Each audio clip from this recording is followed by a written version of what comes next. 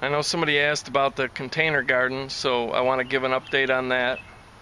Now this is that little container garden I made. I got a video showing how I made this. But this was going to be a little herb garden, but I decided that what I wanted to do with this was some companion planting. So what I have here is radishes in the middle. Bring it in closer. These are radishes. They're going to mature quick, and I'll be picking those out in probably less than a month. And then here I have some, I believe these are Detroit dark red beets. Now, probably not sure if I'll need to thin those out or not. I don't know what you guys think. I'm thinking yes. And then over here I've got spinach growing all the way down through there, which I'll probably end up thinning those out. If you guys know the spacing on these, please leave a comment and let me know. Otherwise I'll probably just look it up. But I wanted to give an update on that.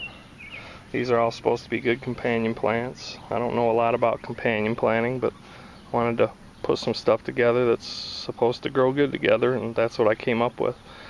And then once this is gone, I can possibly plant it with some herbs or something.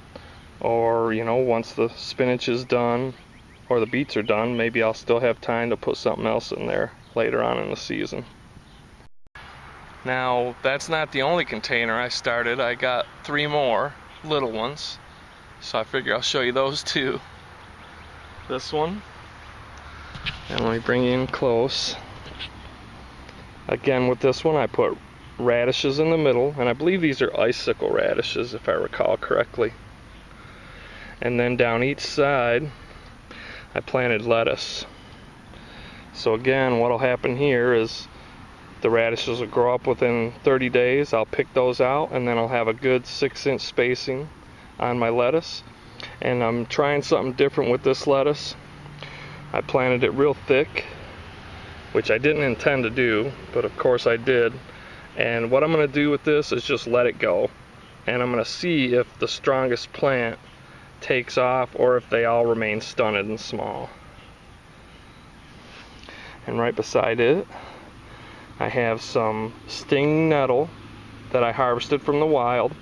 And early this spring I just filled this thing, just littered the whole top with stinging nettle seeds. And it sat for, I'd say, a good month. And then all of a sudden I looked in here, and there's tons of tiny little stinging nettles starting to grow. So that's really cool. Got some wild edibles growing here at the house. And then in this one I planted some dill. And what's funny about this dill is I planted it all real nice and everything, and then one of the cats came out a couple weeks ago and knocked this thing over. Almost all the dirt fell out, so I just scooped the dirt up and just threw it in there all loose. And the very next day the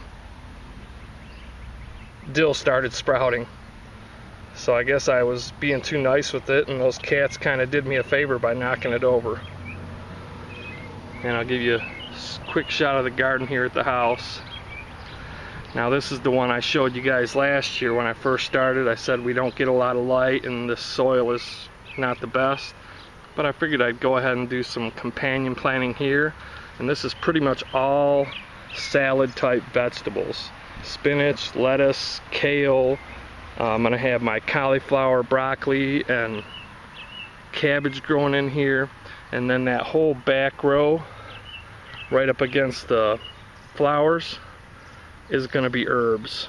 Nothing but herbs all the way down. And I did plant a small patch right there of stinging nettle as well. But there's going to be spinach, beets, peas, all those salad type greens and vegetables that you eat in a salad or stir fry. Carrots. And hopefully it does well. Like I said, this dirt's not the best, which I really don't understand why. I mean, you see these holes? Those are night crawler holes, earthworms, and they are just all over in here. I mean, this is like an earthworm bed. I can come out here at night and just gather earthworms by the dozens. But the ground seems to crack,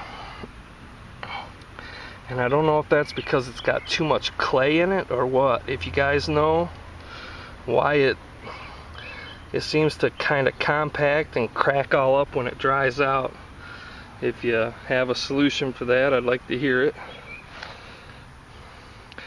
Once this is finished, a lot of these are going to be some early maturing plants, and once it's finished, I'm going to plant it with some green manure.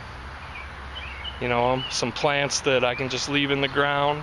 They'll mature quickly, like buckwheat and soybeans, mung beans, that type of stuff, and hopefully put some organic matter back into the dirt so that next season it'll be even better. Anyway, that's it.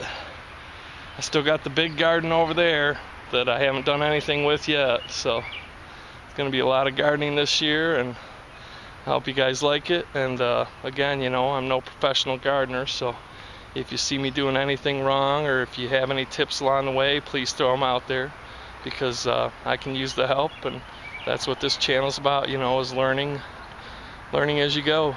So thanks for watching. Thanks for all the comments and support.